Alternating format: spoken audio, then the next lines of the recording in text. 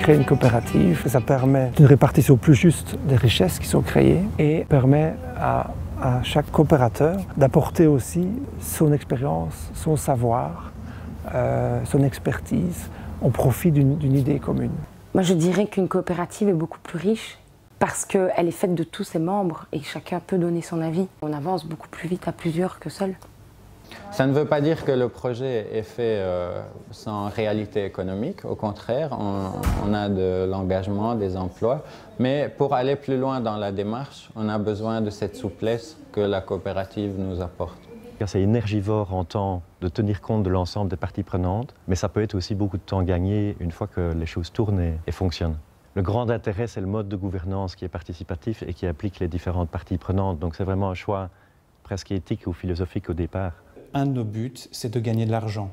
Et au moins, c'est très clair, autant dans nos intentions par rapport à nos clients ou que par rapport à nous, envers nous-mêmes. On sait que c'est un projet professionnel et ce n'est pas une association sans but lucratif. Nous, on estime que la coopérative est vraiment un modèle tout à fait intéressant et c'est un modèle qui peut se développer avec tous les intérêts que la coopérative peut apporter au niveau de la valeur de l'humain au sein de la coopérative, au sein de la gouvernance et dans les relations donc, avec autrui.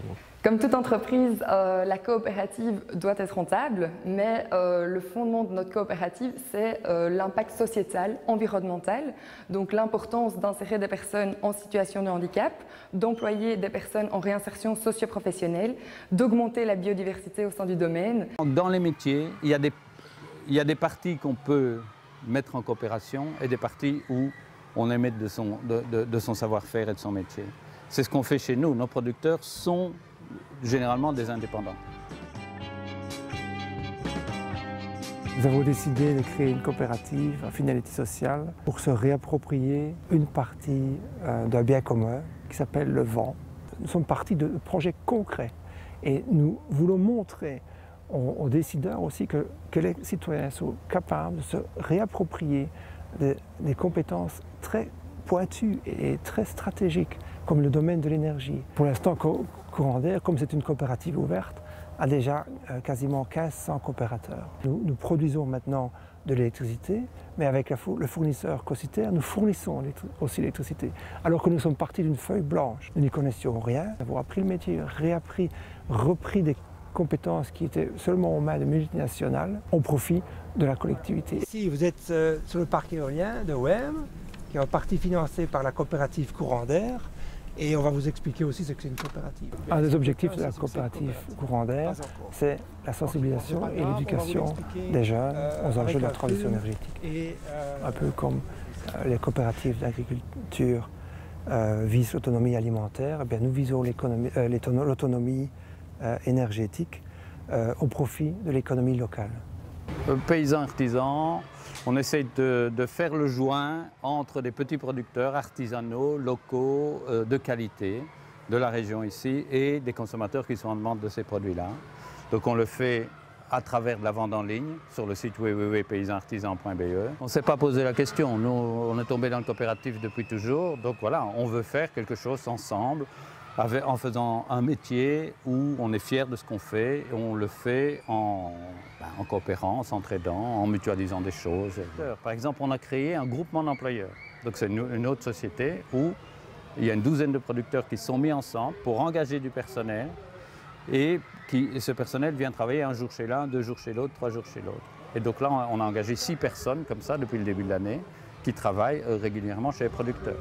Alors, est-ce que la coopérative, c'est quelque chose de facile? Je dirais que ce n'est pas plus facile, plus difficile qu'un autre système d'organisation. Hein. Donc ça a des avantages. C'est que on n'est pas tout seul face à ces décisions. Et on a trouvé, je crois, chez nous un bon équilibre entre un management opérationnel, on va dire comme ça, qui arrive à décider vite. Et puis, on a des instances qui fonctionnent avec, heureusement, là-dedans, une présidente, une secrétaire, un trésorier, etc., qui sont très investis bénévolement et qui font aussi que ça fonctionne avec l'ensemble des membres. Évidemment, animer une coopérative, ça présente des challenges, et en particulier l'animation de groupe, parce qu'il faut pas mal de patience, de diplomatie pour pouvoir prendre des décisions et avancer ensemble dans un groupe. Eh bien, altérez-vous ces 3 choses. de la convivialité, de la consommation responsable et de la sensibilisation. La convivialité nous permet une ouverture à un public le plus large possible. La consommation responsable est ce qui fait vivre le café. Et donc nous essayons avec tout ce que nous utilisons et tout ce que nous proposons à nos clients d'être cohérents dans la démarche en utilisant des produits bio, locaux, du commerce équitable, etc. Et le troisième pôle, donc la sensibilisation, est l'objectif du café. Donc pourquoi est-ce qu'on fait tout ça? En vue d'essayer de sensibiliser les personnes à une autre manière de consommer. On n'est pas timide vis-à-vis de l'activité commerciale qu'on veut porter et donc on la tient de façon affichée au sein d'une coopérative, mais une coopérative à finalité sociale qui est dans nos statuts, ce qui nous convient parfaitement comme modèle d'organisation. Alors le choix de la coopérative, ce n'est pas fait a priori. On ne savait pas vers quelle solution on irait, mais après réflexion, on s'est rendu compte que le but qu'on cherchait, qui est notamment d'impliquer toutes les parties prenantes, c'est au sein d'une coopérative qu'on allait pouvoir le mieux gérer ça, parce que ça permet que l'ensemble des parties prenantes soient aussi impliquées au niveau de leur portefeuille. La coopérative Dynamo Coop, qui est une coopérative citoyenne, a été créée en vue d'acquérir et rénover des bâtiments et de les remettre à disposition des milieux créatifs et artistiques. On arrive dans la première zone d'atelier, celle sur laquelle on effectue les travaux pour l'instant. Et donc on a une allée centrale et des ateliers de part et d'autre, à gauche et à droite sur 2 niveaux. Et les ateliers à l'étage seront reliés par une passerelle en caillebotis qui n'a pas encore été installée.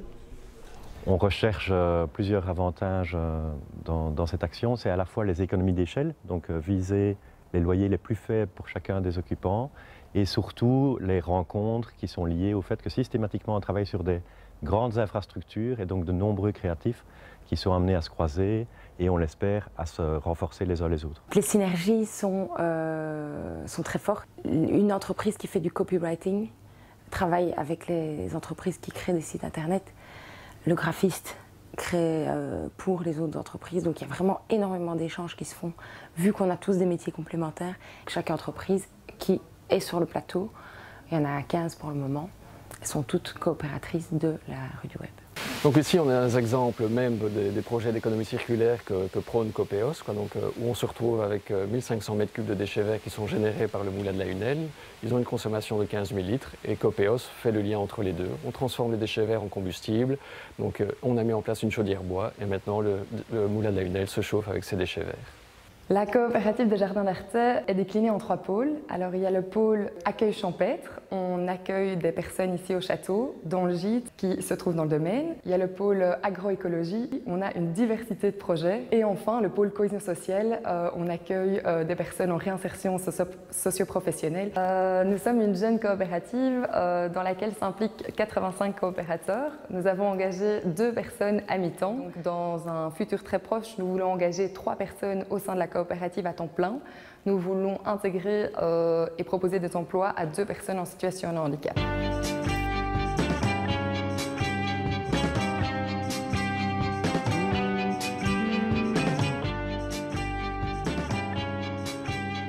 Créer une coopérative, c'est aussi créer une entreprise, il ne faut pas l'oublier. Donc on crée une entreprise, on sait que c'est différent en termes de gouvernance, on sait qu'il n'y a pas de rémunération du capital, mais il faut quand même avoir l'esprit d'entreprise, il faut être réactif, il ne faut pas avoir peur de bosser dur, et puis voilà.